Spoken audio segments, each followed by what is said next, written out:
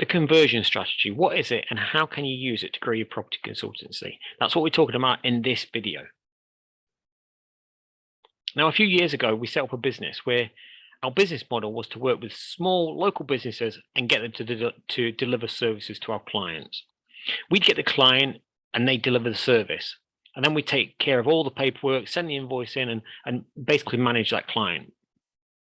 One of the biggest problems we had with these businesses was just getting their quotes back on time.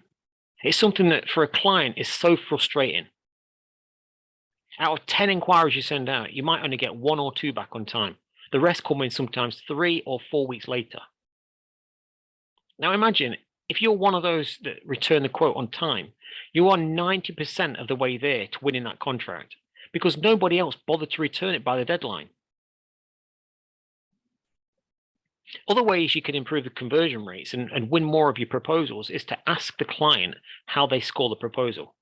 So some might say the contract is based 100% on price, in which case they might choose the lowest price, or they might take the average price and then choose the firm that's closest to that average figure.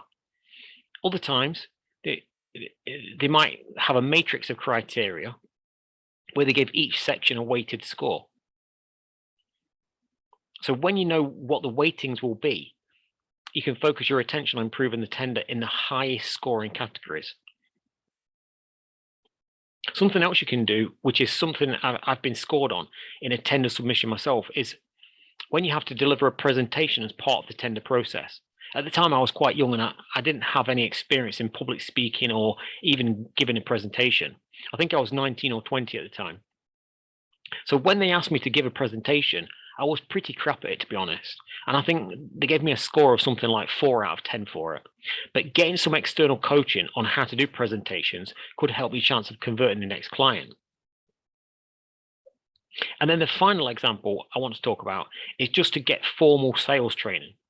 Because each time you learn something new, you'll be better at it, even if you only improve one part of that process. Then a few months later, work on another part.